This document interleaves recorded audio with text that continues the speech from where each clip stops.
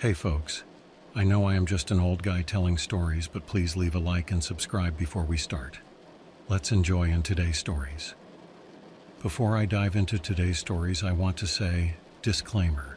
The content presented in the video is purely for entertainment purposes only. The theories and stories discussed in this video are speculative and are not supported by any evidence or proof. Viewer discretion is advised. I never met the guy, not once. So you can imagine my confusion when I received a call from a lawyer informing me that an elderly man named Victor Daly had left me some property in his will. Apparently, he was an old friend of my late grandfather, someone they called Uncle Vic in passing conversations. My grandpa passed away when I was 6, so even the faintest memory of this man was non-existent. The house was in the middle of nowhere, literally. It was nestled deep within a wooded area about 2 hours' drive from the nearest town. The lawyer assured me the house was in decent condition and had been well maintained, though it hadn't been lived in for years. There wasn't much else to say. No strings attached, just a property waiting to be claimed. I didn't know what to expect as I made the trip out there. At first I thought maybe it was some kind of scam, but the paperwork seemed legitimate. And honestly, who would go through the effort of scamming someone with a house in the middle of nowhere? Worst case, I figured I'd check it out and sell it if it wasn't worth keeping. The drive itself was uneventful, save for a strange sense of isolation as I got closer. The roads narrowed, and my GPS eventually gave up, leaving me to rely on the written directions from the lawyer. When I finally arrived, the first thing that struck me was the house's appearance. It was off. The place was 2 stories tall, with an old weathered exterior and dark, mismatched shutters that looked like they hadn't been painted in decades. There was no driveway, just a dirt path that ended abruptly in front of the porch. The yard was overgrown, and several trees loomed over the house, casting long shadows that made it look perpetually dim, even in daylight. I parked my car and got out, taking in the sight of my supposed inheritance. The place had that aura you only see in horror movies. Creaking wood, cracked windows, and a general sense that it shouldn't exist in 2024. Still, I wasn't going to judge a book by its cover. I figured the inside might surprise me. When I stepped inside, the first thing I noticed was the smell. It wasn't unpleasant, but it had that old house musk, like a mix of aged wood and faint mildew. The interior was surprisingly tidy. Dusty, sure, but not the wreck I expected. The furniture was dated but intact. Dark wooden chairs, a large dining table, and a few armchairs that looked like they belonged in a museum. There were family photos on the walls, but none of the faces were familiar. Most of them were black and white, with serious-looking people staring directly into the camera. They gave me the creeps, so I avoided looking at them too long. The upstairs had 3 small bedrooms, each with an antique bed frame and faded wallpaper. One of the rooms had an old trunk at the foot of the bed. Naturally, my curiosity got the better of me. Inside the trunk were stacks of letters, some yellowed with age.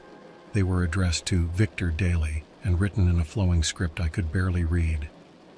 I decided to go through them later when I had more time. I spent the rest of the afternoon exploring the house and cleaning up what I could. It wasn't exactly cozy, but there was something about the place that intrigued me. Maybe it was the mystery of why I'd been left this property in the first place. Or maybe I just liked the idea of having a place of my own, even if it was tucked away in the woods. As the sun started to set, I noticed something odd in the backyard. There was a single tree, a large, gnarled oak, that stood apart from the others, as if it had claimed the space for itself. At first, I thought I saw something hanging from one of its branches, but when I got closer, there was nothing there. Just the tree, its roots snaking out of the ground like veins. By the time I finished tidying up and exploring, it was nearly dark. I decided to stay the night rather than drive back. I didn't bring much with me, just a sleeping bag and some snacks, but it felt like a harmless adventure. I wasn't scared or anything, just curious. I set up in the living room, locking the front and back doors before settling in for the night. The house was quiet, almost eerily so. I tried to distract myself by scrolling through my phone, but there was no signal, and the Wi-Fi the lawyer mentioned wasn't working. Sometime in the middle of the night, I woke up to a faint sound. It was like rustling. At first, I thought it was coming from outside, maybe the wind in the trees, but as I listened closer, I realized it was inside the house. I froze, straining to hear more. It sounded like footsteps, light and deliberate, moving slowly from the hallway toward the living room. I grabbed my flashlight and pointed it at the doorway, my heart pounding in my chest. "Hello?" I called out, trying to sound braver than I felt. Nothing. I waited for what felt like an eternity, but the sound didn't return. After a while, I convinced myself it was just the house settling. Old houses make weird noises, right? I eventually drifted back to sleep, but I couldn't shake the unease I felt. The next morning, I checked the house from top to bottom. Everything was exactly as I'd left it. No signs of anyone else, no footprints, nothing out of place. It was probably just my imagination, I told myself. But as I looked out the window toward that strange tree in the backyard, I couldn't help but feel like the house was hiding something. Something I wasn't supposed to know.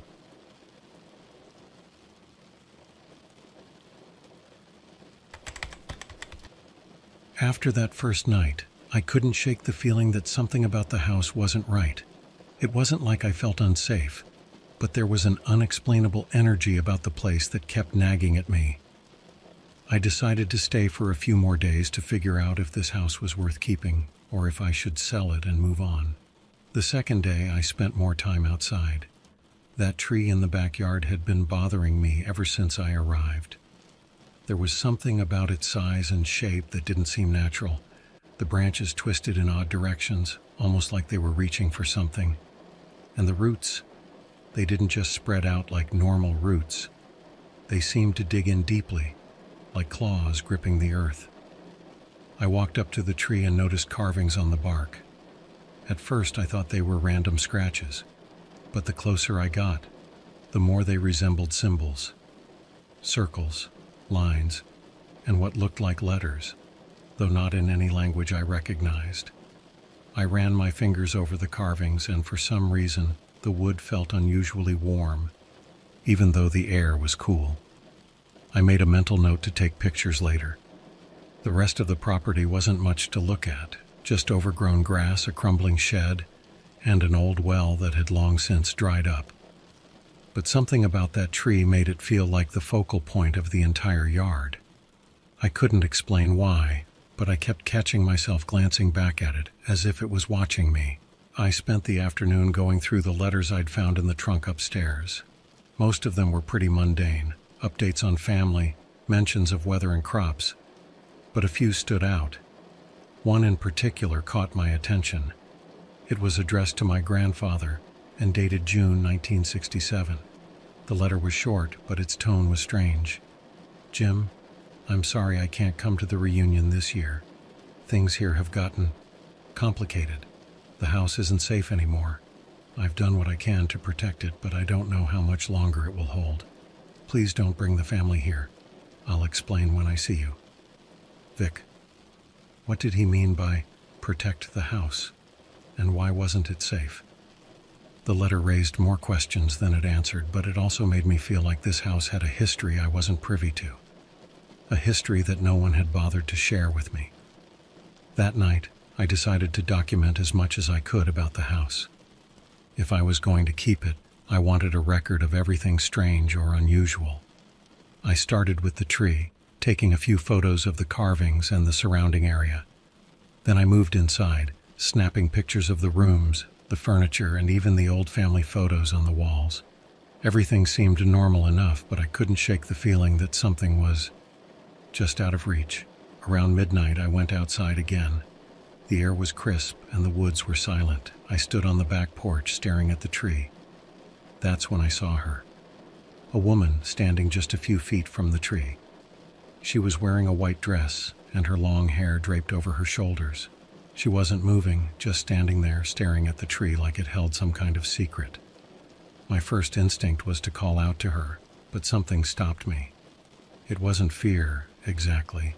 It was more like hesitation, like I knew she didn't belong there. I grabbed my phone and started recording, keeping my distance.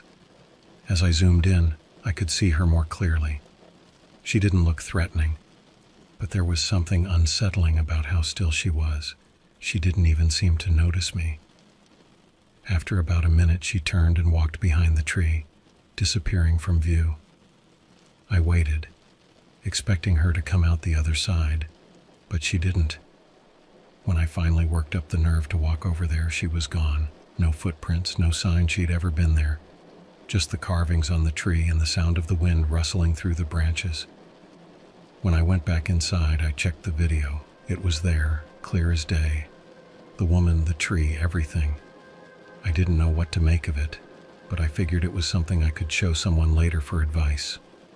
The next morning, the video was gone. Not corrupted, not accidentally deleted, just gone. I checked every folder on my phone, every app, every backup. Nothing. It was as if I'd never recorded it in the first place. I didn't understand how that was even possible. I spent the rest of the day searching for answers. I tried Googling the house, the property, even the symbols on the tree, but there was nothing.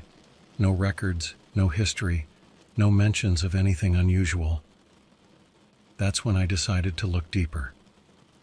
That evening, I dove into the darker corners of the internet, in other words, the dark web, or as some people call it, the deep web. I started going through forums, message boards, anything that might have information on paranormal or unexplained phenomena.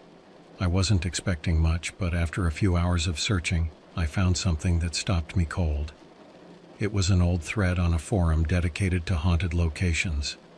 The title of the post was simple: "The House with the Tree."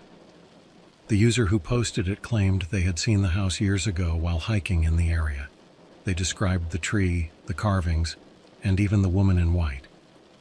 But what really got me was the photo attached to the post. It was a grainy, low-quality image of the house, but it was unmistakable. My house. That was when I realized this wasn't just some old property left to me by a stranger. It was something much, much stranger.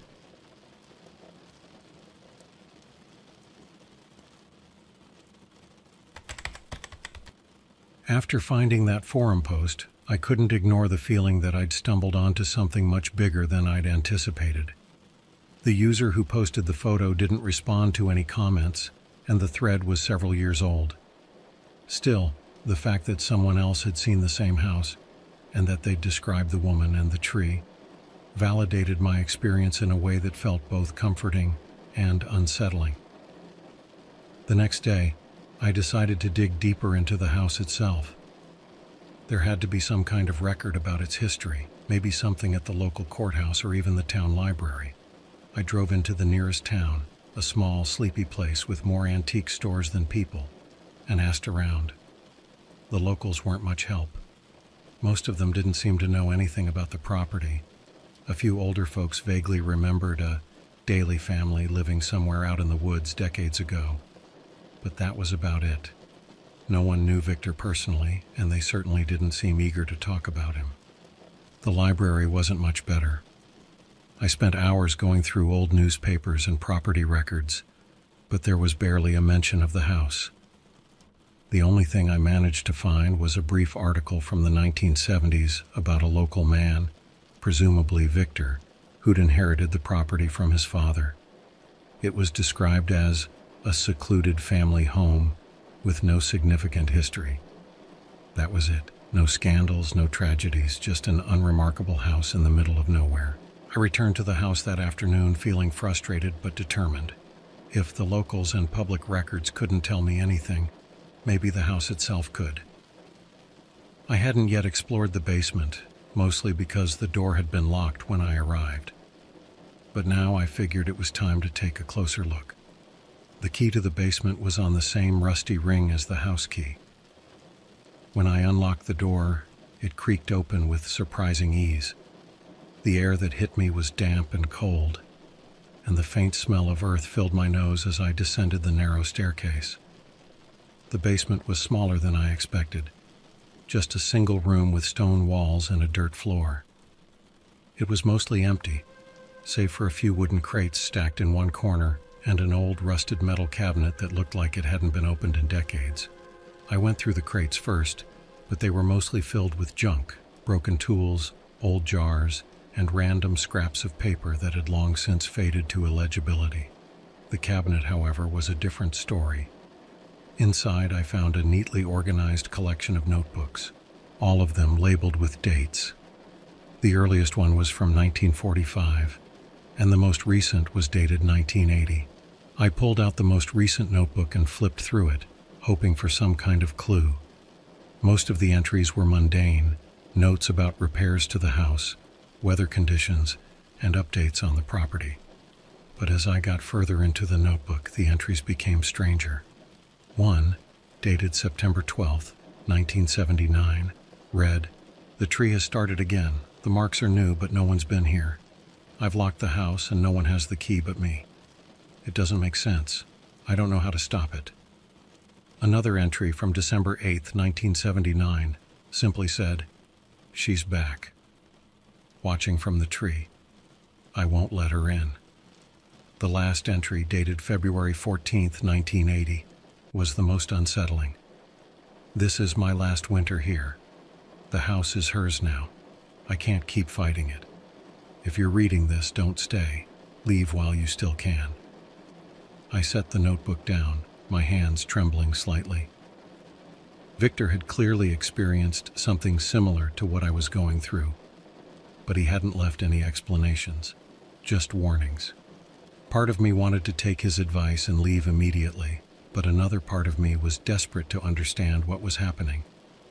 That night, I decided to set up cameras around the house. I didn't have much, just my phone and an old webcam I found in one of the upstairs bedrooms, but it was better than nothing.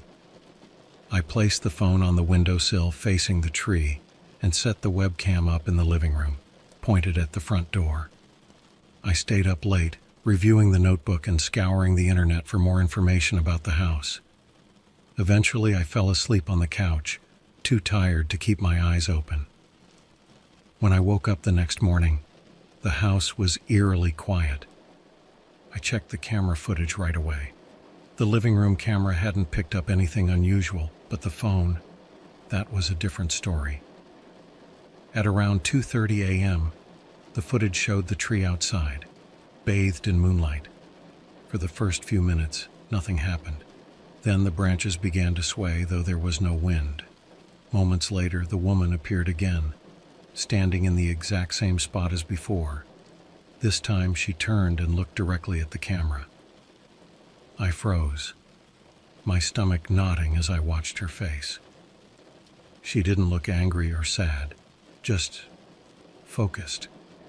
Her eyes seemed to search the screen, as if she could see me watching her. Then, just as suddenly as she'd appeared, she turned and walked away, disappearing behind the tree once again. The footage ended shortly after that. I saved the video to my laptop, determined to keep it this time. But when I checked my phone later that afternoon, the original file was gone, deleted just like the first one. No explanation, no way to recover it. That's when I knew this wasn't something I could explain away. The house, the tree, the woman, it was all connected. And whatever was happening, it wasn't going to stop on its own.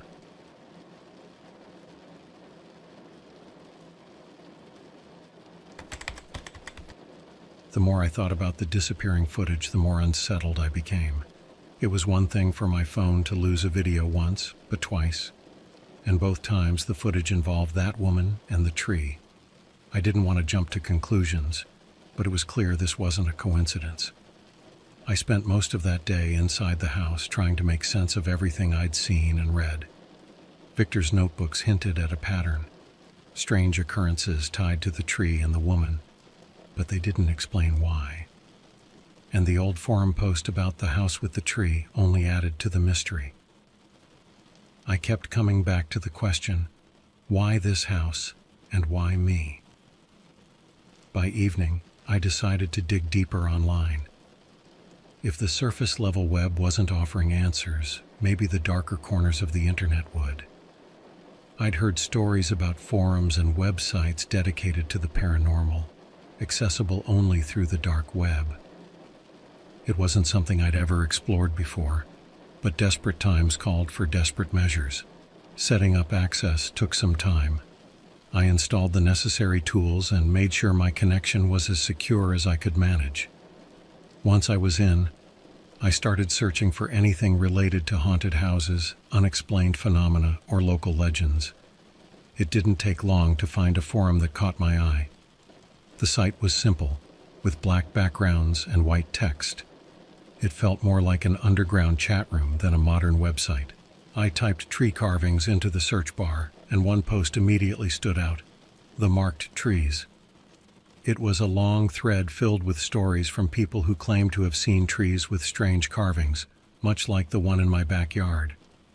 Most of the posts were vague, short anecdotes about eerie experiences and unexplained sounds, but one reply mentioned a house. My house. The user, whose name was just a random string of letters, described an old property deep in the woods. They talked about a tree with carvings and a woman in white who appeared at night. The details were chillingly similar to what I'd seen, but what really got me was their warning at the end. If you're reading this and you've seen the tree, leave. It doesn't stop. The more you notice it, the more it notices you. The house isn't haunted, but the land is. The tree is the key. I stared at the screen, my hands hovering over the keyboard. What did they mean by, "the tree is the key"? Key to what? Before I could type a reply, the page refreshed, and the thread was gone. No error message, no explanation, just gone. Frustrated, I leaned back in my chair and rubbed my temples. It felt like every lead I followed only raised more questions. I decided to call it a night and shut down my laptop. But as I got up to head to bed, something caught my eye. There was a photo open on my phone screen. It was a picture of me taken while I was asleep on the couch. I froze, staring at the screen. My face was half buried in the pillow, my blanket draped over me exactly as I'd left it the night before. The lighting in the photo suggested it had been taken recently, sometime during the night. But I lived alone. No one else had been in the house. At least, no one I knew of. I immediately checked the rest of my gallery.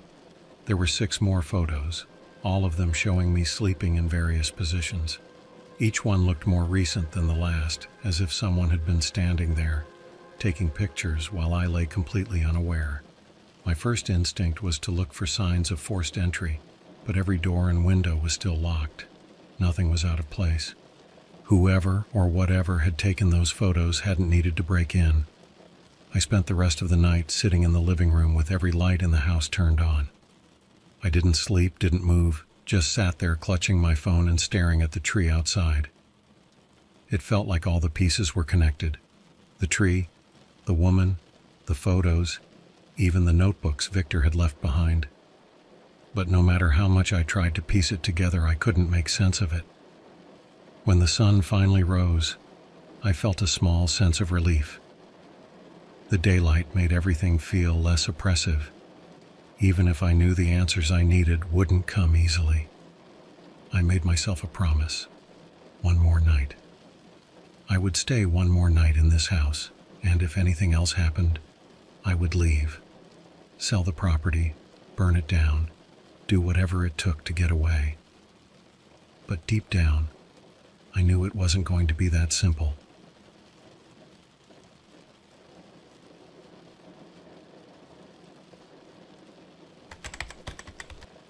I spent most of the next day pacing around the house trying to decide what to do.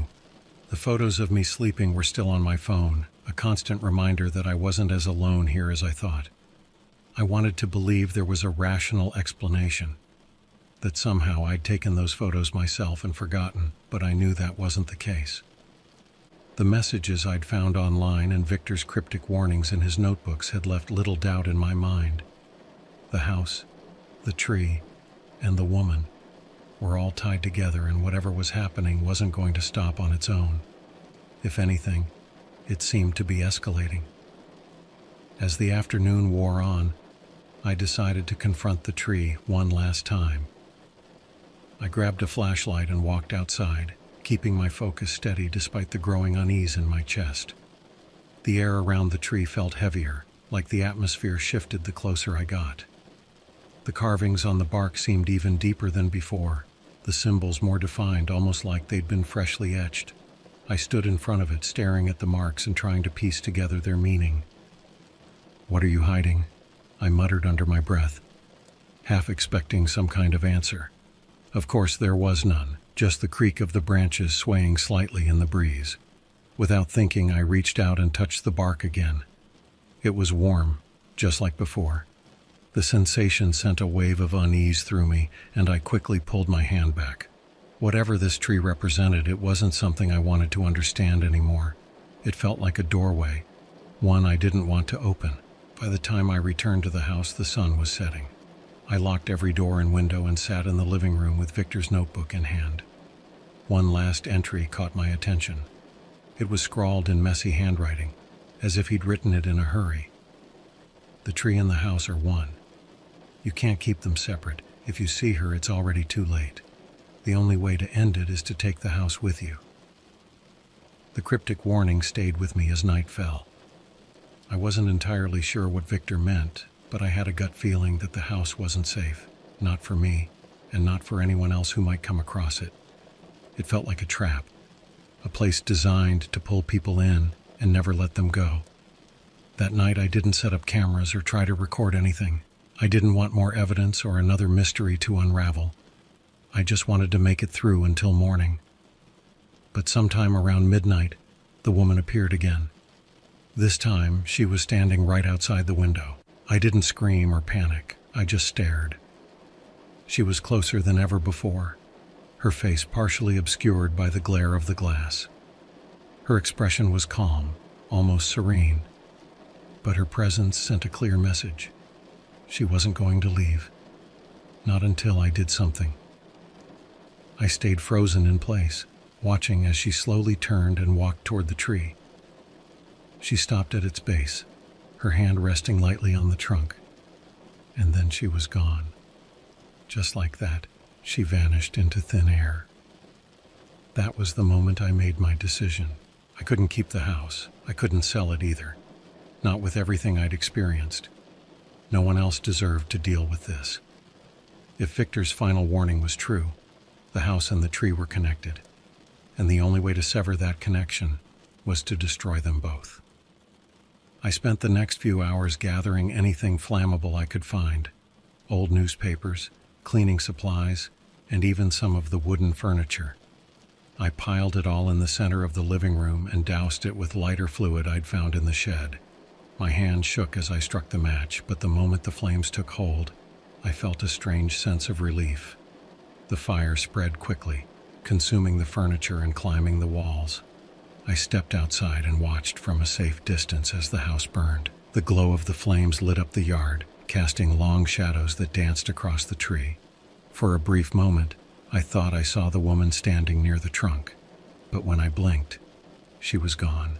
I stayed until the fire burned itself out, leaving nothing but smoldering rubble and ash. The tree, surprisingly, remained standing, though its bark was blackened and charred. It felt like a victory, even if it wasn't complete. Whatever connection the house and the tree had, I hoped it had been severed. The drive home the next morning was uneventful, but my thoughts were heavy.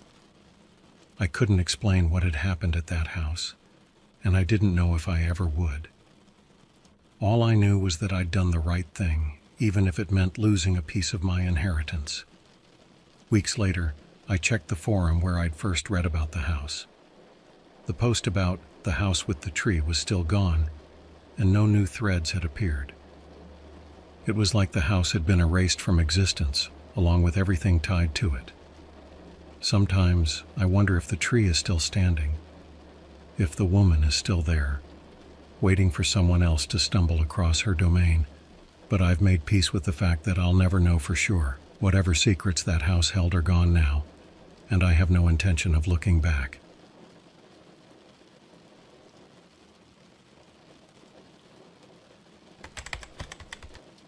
I've always been a collector of the odd and the unique. I pride myself on shelves lined with rare finds from estate sales, antique shops, and occasionally more unconventional sources. My latest acquisition, however, came from the most unlikely place yet, the dark web.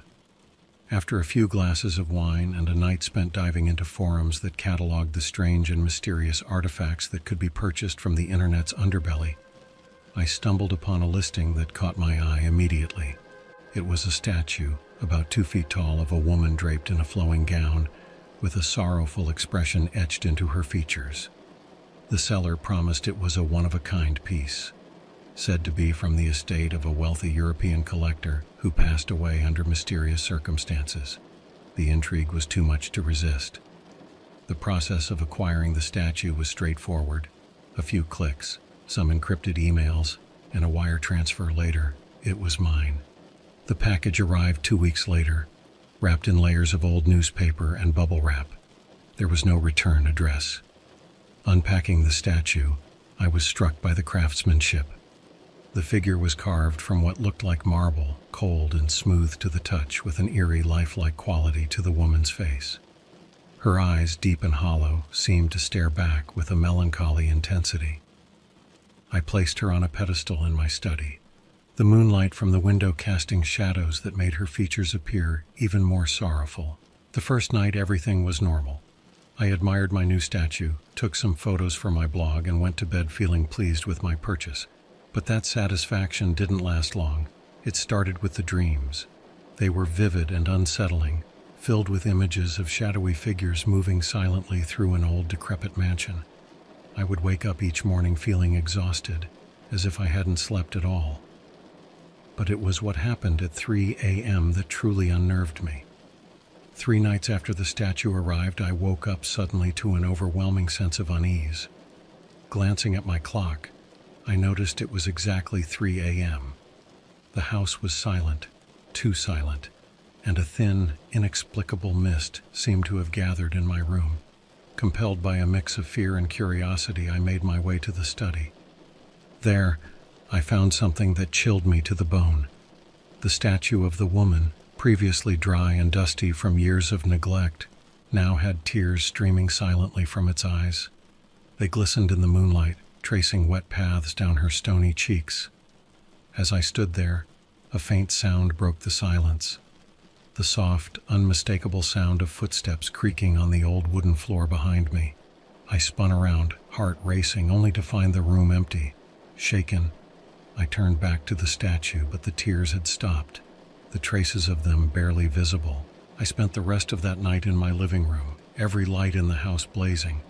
At first light, I began scouring the internet for any clue as to what could be happening. My search turned up tales of haunted objects and cursed artifacts, stories that I'd always regarded as mere superstitions. Now I wasn't so sure. As I write this, I'm sitting in my study, the statue looming silently in its corner. It's almost 3 a.m. again, and the air is growing cold, the edges of my vision tinged with a creeping mist. I know I should get rid of it, but a part of me needs to understand what's happening. I'll update soon, hopefully with answers, and not just more questions.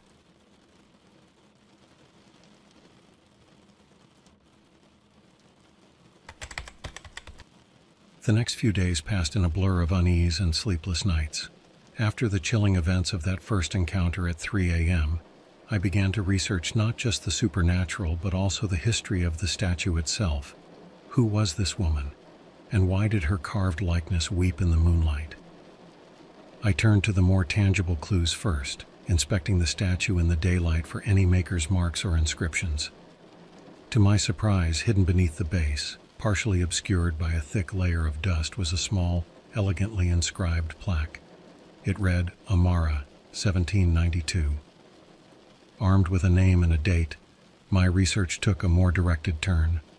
I delved into historical records and old texts, searching for any mention of an Amara from the late 18th century. It was a common enough name, but one story in particular caught my attention. It was the tale of Amara Leclerc, a sculptor's daughter from France whose sudden disappearance had sparked rumors of foul play and tragedy. She was known for her beauty and her quiet, melancholic demeanor, much like the statue. Drawing a parallel between the story and my nocturnal experiences, I contacted a local historian via email who specialized in European art and artifacts. She was intrigued by my story and agreed to visit and examine the statue. Her arrival was a beacon of hope, the first in days. She examined the statue thoroughly, her eyes widening slightly as she inspected the inscription. Amara Leclerc was rumored to have been immortalized in stone by a heartbroken suitor, she explained.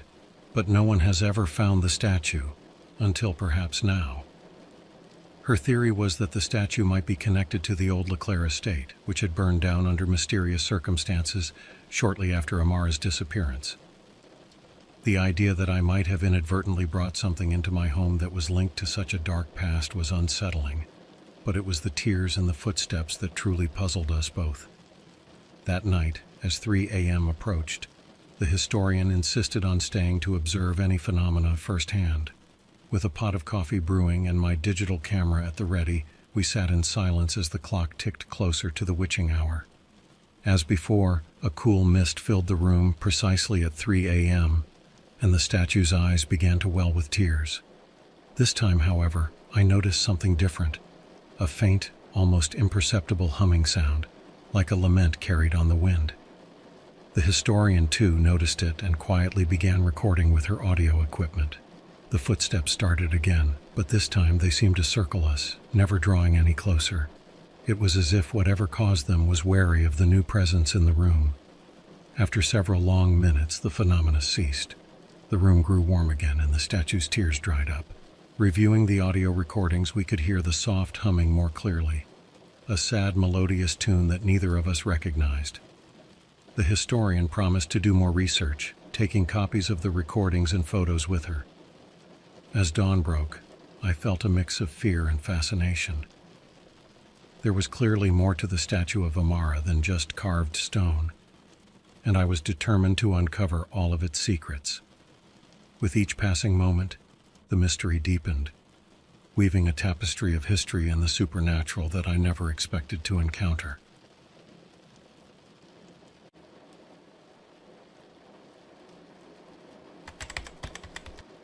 The days following the historian's visit were filled with anticipation and a growing sense of responsibility. As I waited for her to return with more information, I decided not to sit idly by.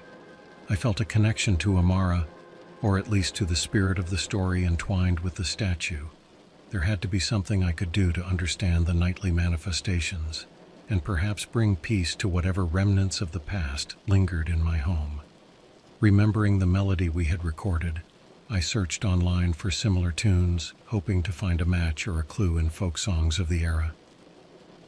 After hours of listening to various tracks, I finally found a hauntingly familiar melody in a collection of traditional French lullabies. The song was about lost love and yearning, which seemed all too appropriate. Armed with this new information, I set up my living room like a small command center with my laptop open, notes scattered around, and several history books about 18th century France. I immersed myself in the context of Amara's life, hoping to understand the environment and events that could have influenced her disappearance and subsequent haunting. That evening, the historian returned, her eyes alight with the thrill of the hunt. She brought with her old maps of the town where Amara had lived, and a copy of a diary from another family member that mentioned Amara briefly. According to the diary, Amara was deeply in love with a local artist, but their relationship was forbidden by her family, leading to a tragic, secret liaison that supposedly ended with her sudden disappearance. Together, we pieced together a timeline and speculated about the significance of the statue. Perhaps it was a memorial created by her lover, a tribute to a forbidden romance that was never meant to last. The historian suggested that the nightly tears in the song might be Amara's way of expressing her unresolved grief and eternal longing. As 3 a.m. approached again, we sat in silence, watching the statue. This time I played the lullaby I had discovered, a soft, sorrowful tune that filled the room. As the clock struck 3, the air chilled, and once again tears formed in the eyes of the statue. But there was a change in the atmosphere. It felt calmer, almost relieved. The footsteps began once more, this time slowly pacing back and forth like a rhythmic rocking. As the song continued to play, the footsteps faded away, and for the first time since the statue's arrival, a sense of peace settled over the room. We sat there for what seemed like hours, neither of us speaking, both lost in thought. As dawn approached, the historian packed up her things, promising to keep researching and to stay in touch. I was left with a feeling of melancholy mixed with hope. Perhaps through understanding and acknowledging Amara's story, we had begun to mend the fractures of a long broken heart.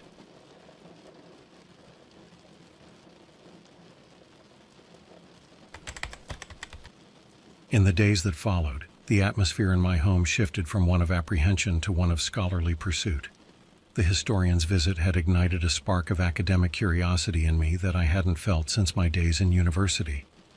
Determined to unearth the full story behind Amara and her artist lover, I reached out to several academic contacts and delved into historical archives online, searching for any mention of the artist or further details about their doomed romance.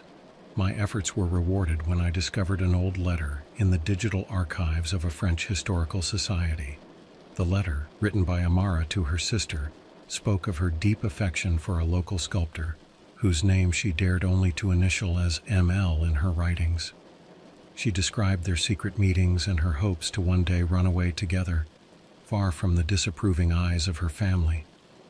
The language was veiled, the emotions palpable even through the digital scan of her flowing script. Equipped with new information, I reached out to an expert in French Romantic art of the 18th century. The expert was fascinated by my story and agreed to help me trace the identity of ML.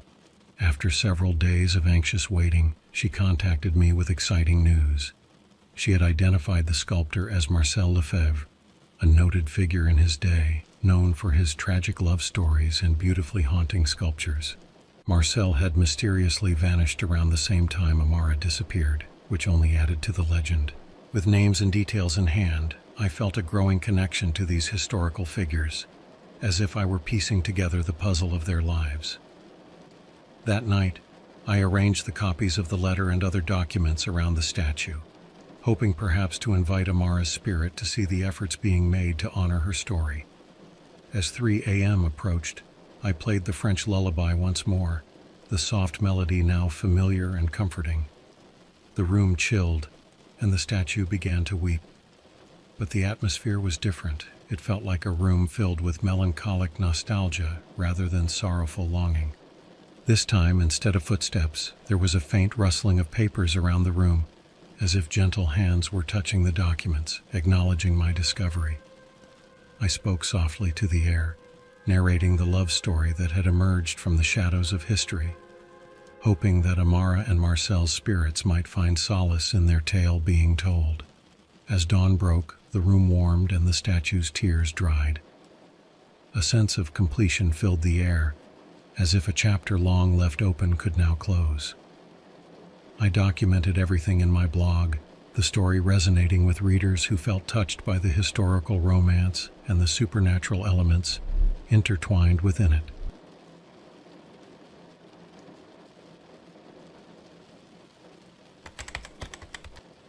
The journey to the Leclerc estate was something I approached with a mix of excitement and trepidation. Each mile closer to the ruins, the more I felt like I was traveling back in time, about to step into a chapter of the history book I had been reading so fervently. Armed with my notes, camera, and a comforting sense of purpose, I was ready to uncover the last secrets of Amara and her mysterious statue. Upon arrival, I was greeted by the local historian who had first helped me connect the dots of Amara's lineage. The estate was now little more than overgrown foundations and a few crumbling walls. But as we walked the perimeter, the historian narrated what life would have been like during Amara's time. The air was filled with the scent of wildflowers and the sounds of the forest reclaiming what was once a vibrant home. We reached a particular section of the estate that had partially survived the ages, a small garden that, according to historical records, had been Amara's favorite retreat. Here, amidst the wild ivy and moss, were the remnants of a marble bench, eerily similar in material and craftsmanship to my statue. As I touched the cold, smooth surface, I couldn't help but feel a connection, as if touching a tangible piece of Amara's world. Setting up my camera, I began to document everything, taking care to capture the essence of the place, hoping to convey through my lens the story of love and loss that had permeated these grounds. It was here, the historian explained, that Amara and Marcel were believed to have shared their clandestine meetings, perhaps even plotting their escape from societal constraints. As the sun began to set, casting long shadows over the ruins, I decided to play the French lullaby once again, this time through my phone's speakers. The melody filled the garden, a soft echo against the stone. For a moment, it felt as if time stood still, and the air grew perceptibly cooler. I imagined Amara sitting beside me, listening to her song, finding solace in the acknowledgement of her story. I left the estate as the evening turned to night, feeling a profound sense of peace. In telling Amara's story, in connecting the physical remnants of her life to the spiritual manifestations that had come with the statue, I felt I had helped to weave back together the threads of a tapestry left unfinished for centuries. Back home, the statue seemed different, less sorrowful, and somehow more serene. The nightly manifestations, tears and footsteps, had ceased. It appeared that in uncovering and acknowledging her story, we had allowed Amara to find the peace she had been denied in life. I shared the conclusion of my journey on my blog, the series of posts gaining a following of readers touched by the romance and mystery of Amara's life and afterlife. The comments were filled with appreciation for the story's resolution, and many expressed a feeling of closure, as if they too had been part of the journey.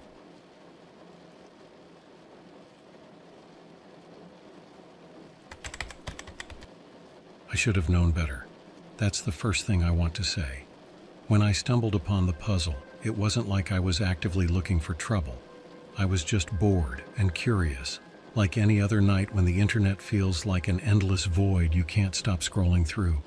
I'd been reading about weird and obscure websites, those rabbit holes you aren't supposed to dive into, but for some reason I let my curiosity get the better of me. It started with a forum thread. Someone had posted about an unbeatable puzzle circulating on the dark web, claiming it was so complex that only a handful of people had ever solved it. The thread didn't give much away, just a cryptic link and a warning. If you solve this, be prepared to follow through. I thought it was some kind of ARG, alternate reality game, or an elaborate internet prank. Either way, I figured it would be fun to try. I set up a VPN because obviously I didn't want anyone knowing I was poking around where I shouldn't be, and clicked the link. What loaded on my screen looked like an old-school web page from the 90s. A black background, plain white text, and a single image of a fragmented pattern. The instructions were simple. Reassemble the pattern. Find the word hidden within. Deliver your answer if you value your safety. Okay, I'll admit it. This should have been the first red flag. But I wasn't thinking about that at the time. I figured it was just part of the game's aesthetic. So I clicked on the pattern, and a puzzle interface popped up. It was like a digital jigsaw puzzle, except the pieces were scattered in weird ways. Some were transparent, others had faint numbers etched into them, and a few seemed to pulse ever so slightly, as if urging me to move them. It wasn't easy.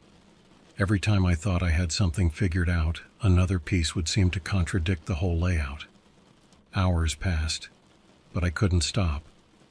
There was something hypnotic about it. The challenge wasn't just in solving it, but in the way it seemed to tug at my brain like it was unlocking parts of me I didn't even know existed. It was frustrating and exhilarating at the same time. Finally, after what felt like an eternity, I finished it. The pattern came together into an intricate spiral, and at its center was a single word: deliverance. I stared at the word for a while, unsure what to do next. Then the screen changed. A new message appeared. Deliver your answer to these coordinates within 48 hours. Do not discuss this with anyone. If you comply, nothing bad will happen. Underneath the message was a set of GPS coordinates. I opened a new tab to check the location and realized it wasn't far from me, just a couple of hours' drive into a rural area I didn't recognize. For a moment, I laughed. This had to be part of the game, right? There was no way whoever made this puzzle actually expected me to show up somewhere in real life. Still, something about the phrasing unsettled me. If you comply, nothing bad will happen.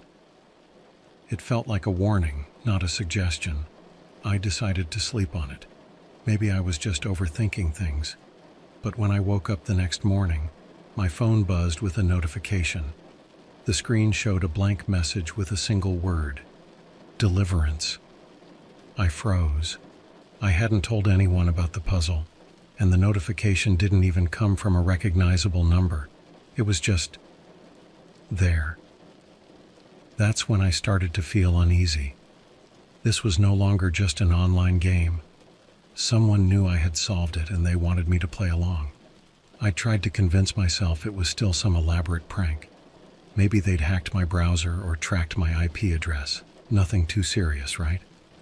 But the more I thought about it, the more the coordinates seemed to taunt me. What if ignoring the message wasn't an option?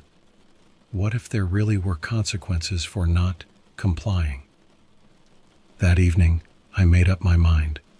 I'd deliver the answer, drop off whatever they wanted, and leave. No questions, no hesitation.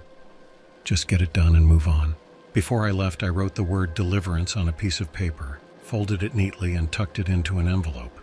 I didn't know if that's what they wanted, but it felt right. Then, I plugged the coordinates into my GPS and set off. The drive was uneventful, but the further I got from the city, the more isolated the roads became. Trees lined the narrow paths, and the only sound was the hum of my engine. By the time I reached the location, it was pitch black outside, save for the weak glow of my headlights. The coordinates led me to a small clearing near the edge of a dense forest. In the middle of the clearing was a rusted metal box, about the size of a shoebox, bolted to a wooden post. A single word was engraved on the post: deposit. I hesitated, looking around to see if anyone was watching, but the place was completely still. Just trees and the faint chirping of crickets. Slowly, I got out of my car, walked to the post, and slipped the envelope into the box. The moment the envelope disappeared inside, the box made a faint clicking noise like a lock engaging. I stood there for a second, half expecting something dramatic to happen, but nothing did. No hidden cameras, no mysterious figures stepping out of the shadows, just the quiet rustle of leaves in the wind. I got back in my car and drove home, feeling, well, honestly, relieved. Whatever this was, it seemed like I had done my part. The whole thing felt anticlimactic, but I wasn't complaining. When I got back, I checked my phone again. The strange notification was gone. No new messages, no emails, nothing. It was as if the whole thing had never happened. I thought that was the end of it, but I was wrong.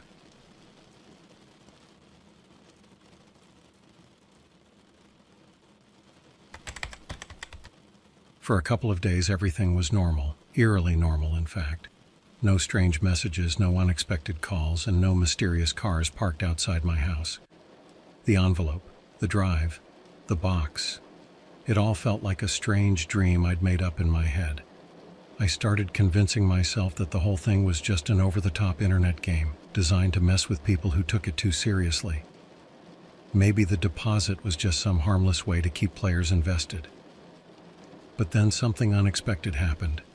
A package showed up at my doorstep. It was small and plain, wrapped in unmarked brown paper with no return address. At first I thought it might have been delivered to the wrong house, but my name was scrawled on the top in neat blocky handwriting, just my first name. No last name, no initials. That was my first clue that it wasn't an ordinary delivery. For a moment I debated whether or not to open it.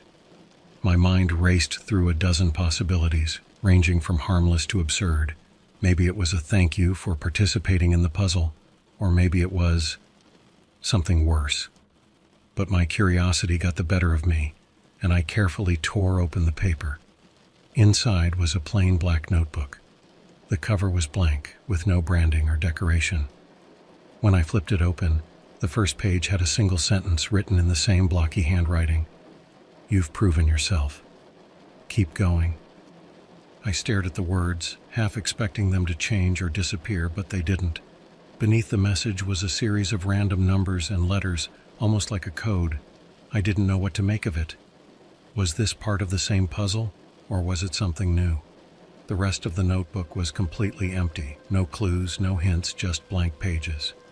I set it aside, telling myself I'd figure it out later, but deep down, I felt like I'd just stepped onto a path I didn't entirely understand. Over the next few days, I tried to go back to my normal routine, but I couldn't stop thinking about the notebook. The cryptic message in the code felt like a challenge, like whoever was behind this wanted to see if I could figure out what came next. At first, I resisted. I didn't want to get sucked back into whatever strange game I'd stumbled into.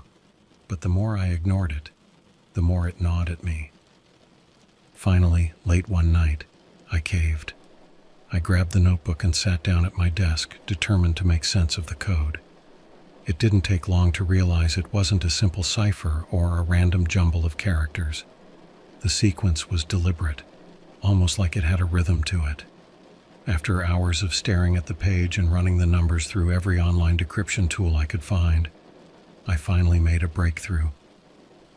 The code wasn't a message. It was coordinates. I punched the numbers into a map, and sure enough, they led to another location. This time it wasn't a clearing in the woods, but an abandoned industrial building about an hour outside of town. It looked like it had been shut down for decades, the kind of place people warned you to stay away from because it wasn't safe. I told myself I wasn't going to go. There was no reason to get involved any further. I'd already done my part, and whatever this was, it wasn't my problem anymore. But as the hours ticked by, I couldn't shake the feeling that I had to see it through.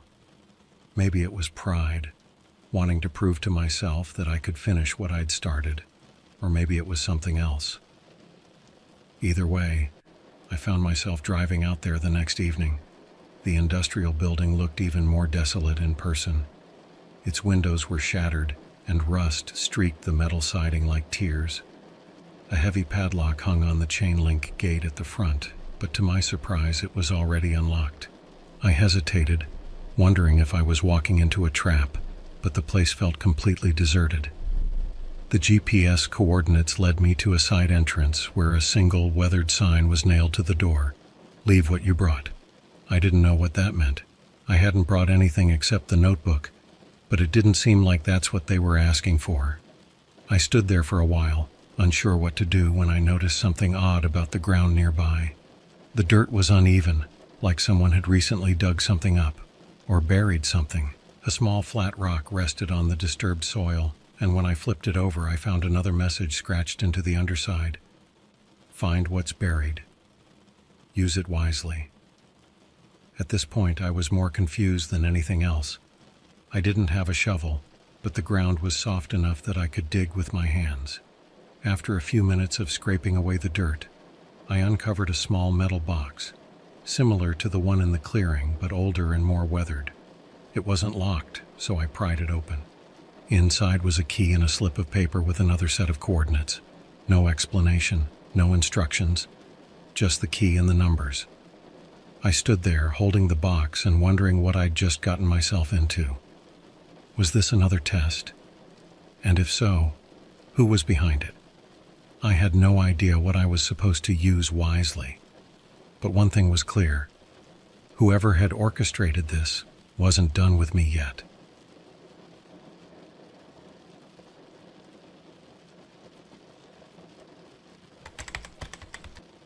I sat in my car with the box on the passenger seat, staring at the slip of paper. The coordinates it listed were farther away this time, almost 3 hours in the opposite direction. A part of me wanted to just throw the box into a dumpster and pretend none of this ever happened. But I knew myself too well. I'd come this far, and leaving the trail unfinished would eat at me. As I drove back home that night, I couldn't stop thinking about the key. It was small and simple, like something you'd use for a filing cabinet or an old desk drawer. It didn't seem particularly special, but the fact that it had been buried made it feel significant. I kept glancing over at it, half expecting it to suddenly reveal its purpose, but of course it just sat there, silent and ordinary. When I got home, I decided to take a break from the mystery. I tucked the key into my pocket, set the box aside, and tried to get some sleep. But the next morning, the first thing I did was check the new coordinates. This time they led to a small, unassuming town I'd never even heard of. There didn't seem to be anything notable about the area. No abandoned buildings, no landmarks, just a quiet suburban neighborhood. It didn't make sense. Why would the next step in whatever this was lead to such an ordinary place? I debated whether or not to go. Unlike the first two locations, this one felt different. It wasn't remote or hidden. It was somewhere people lived, somewhere I could easily be seen. But the thought of leaving the trail unfinished gnawed at me, so I packed a bag, took the key, and hit the road. The drive was uneventful, and the coordinates brought me to a cul-de-sac at the edge of town. The houses were all modest and well kept, the kind of place where kids played in the front yard and neighbors knew each other by name. I parked at the end of the street and double-checked the location on my phone. It pointed me toward a single house near the middle of the block. I hesitated. This was no abandoned warehouse or forest clearing. This was someone's home. I felt like an intruder just standing there, but I couldn't turn back now. As I approached the house, I noticed something unusual. The curtains were drawn on every window, and there was a for sale sign staked in the front yard. The house looked lived in, but not quite, like it had been left behind in a hurry. The front door was locked, of course, and for a moment I stood there, wondering what I was supposed to do. Then I remembered the key. I pulled it out of my pocket and tried it in the lock. To my surprise, it turned easily. The door creaked open, revealing a dimly lit hallway that smelled faintly of dust and old wood. I stepped inside, my heart pounding, not from fear, but from the sheer strangeness of the situation. The house was quiet, but it didn't feel abandoned. There were signs of life everywhere. Shoes neatly lined up by the door, a stack of mail on the counter, even a jacket draped over the back of a chair. It felt like whoever lived here had just stepped out and might walk back in at any moment. I wandered through the house, unsure of what I was looking for. Every room was ordinary, almost painfully so. No strange markings on the walls, no hidden compartments, nothing that screamed mystery. But as I reached the living room, I noticed something out of place. A single envelope sitting in the middle of the coffee table. My name was written on it, just like the package that had been left at my door. I picked it up and opened it carefully. Inside was a handwritten note. Take the key to the address below. Do not deviate. Do not ask questions. Beneath the message was another set of coordinates, along with an address in a nearby city. I didn't know what to make of it. Who had written this? How did they know I'd come here? And most importantly, why me? I stood there for a long time, staring at the note and trying to piece it all together, but there were no answers, just more questions. Before leaving the house, I made sure to put everything back exactly as I'd found it. I locked the door behind me and returned the key to my pocket, feeling a strange mix of unease and curiosity. The instructions were clear. Take the key to the next location and don't ask questions. But I couldn't help wondering what would happen if I didn't follow through. Would anything bad actually happen? Or was this all some elaborate hoax designed to make me believe it would? As I drove away from the cul-de-sac, I couldn't shake the feeling that I was being tested. Not in the way you'd test someone's intelligence or problem-solving skills, but in a deeper, more unsettling way. Like whoever was behind this wanted to see how far I'd go just because they told me to. The next location was only an hour away, but I decided to wait until the following morning to check it out. I needed time to clear my head and figure out my next move. Whatever this was, it wasn't over yet, and for some reason I couldn't bring myself to walk away.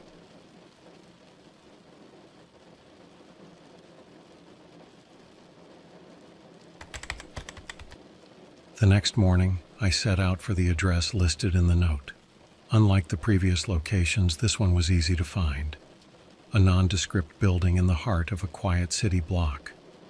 It looked like it had been a storefront once, with large windows now frosted over, and a faded sign above the door that simply read, "Office." There was no other signage, no indication of what kind of business it might have been. The door was locked as I expected, but when I tried the key from the metal box, it turned smoothly, just like it had at the house.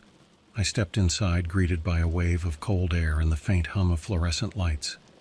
The interior was sparse, just a front desk with a few old filing cabinets behind it, and a hallway leading deeper into the building. I called out a tentative "hello," but the place was silent.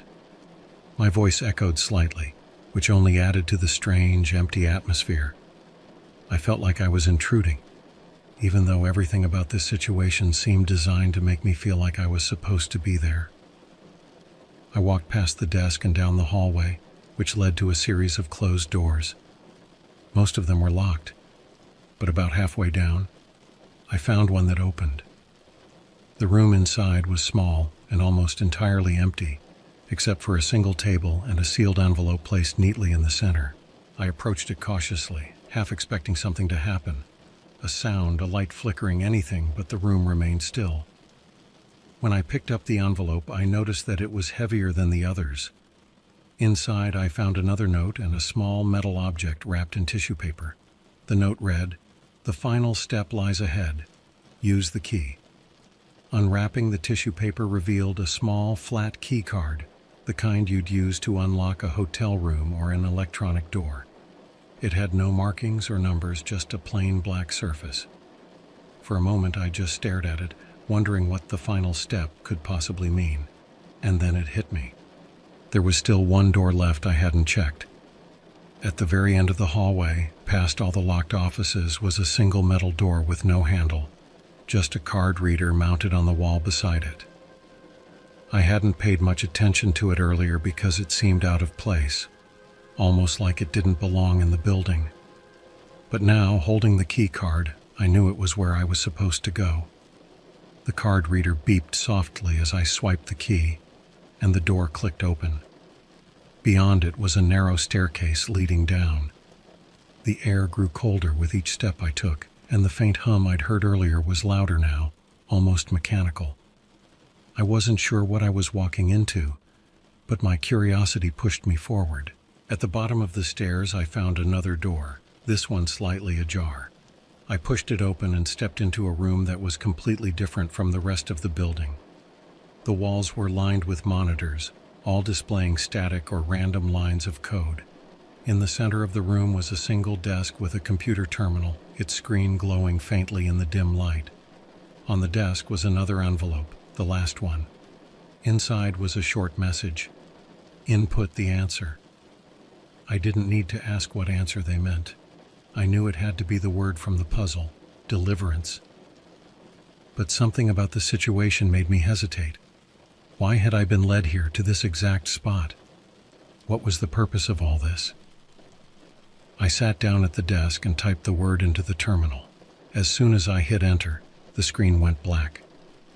For a moment I thought the computer had shut down, but then a new message appeared, written in the same blocky font as the notes.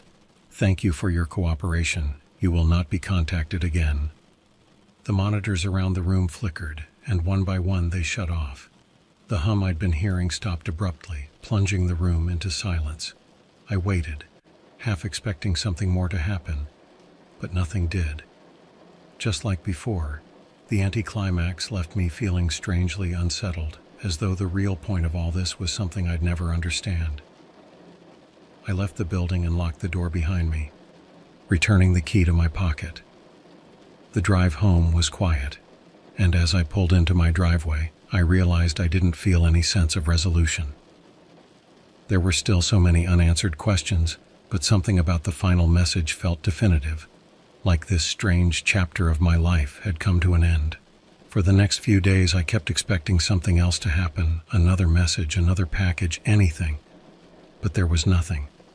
The puzzle, the coordinates, the keys, it was all over. Or at least, that's what I thought.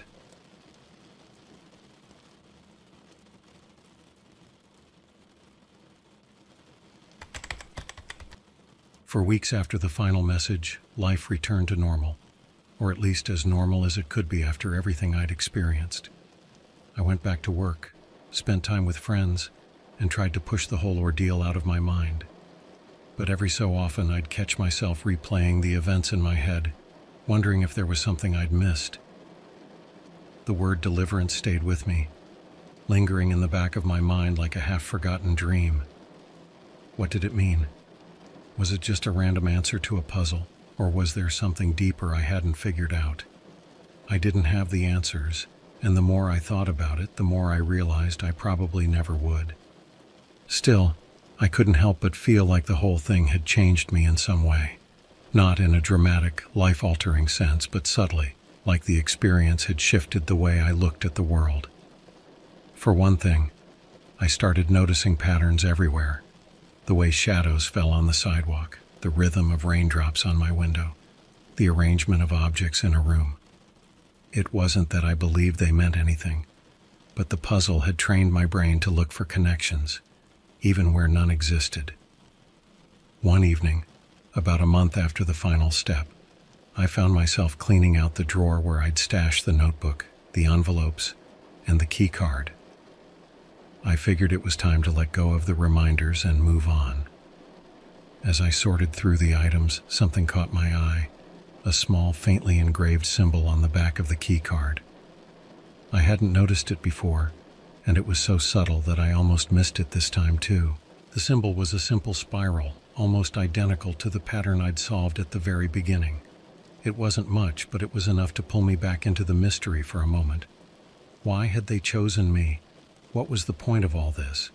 Was it really over, or was there more to come? I turned the keycard over in my hands, half expecting it to light up or reveal some hidden message, but of course it didn't. It was just a piece of plastic, nothing more, nothing less. Whatever meaning it held was locked away, known only to whoever had orchestrated this strange series of events. As I packed everything away into a small box and taped it shut, I felt a strange sense of closure. The mystery might never fully make sense, but I'd done what was asked of me. I'd followed the instructions, delivered the answers, and seen it through to the end. That was enough for me. I put the box in the back of my closet and turned off the light, leaving it behind like a chapter of a book I'd finished reading. Life moved on, as it always does, and soon the events of those weeks became a memory. Something to look back on with equal parts curiosity and disbelief. Months later, I was sitting at my favorite coffee shop reading a book when I overheard a conversation at the next table. Two people were talking in hushed voices about a mysterious puzzle they'd found online, one with impossible patterns and cryptic instructions. They didn't mention a word like deliverance or any of the details I'd encountered, but their description felt eerily familiar. I considered saying something, sharing my experience, but ultimately decided against it. Whatever this puzzle was, it wasn't mine anymore. Maybe it was meant for someone else now, pulling them into its strange, winding path the same way it had pulled me. As I walked home that evening, I glanced up at the sky where the first stars were starting to peek through the fading light. The world felt vast and unknowable, full of mysteries I'd never fully understand. And for the first time in a long while, I felt at peace with that.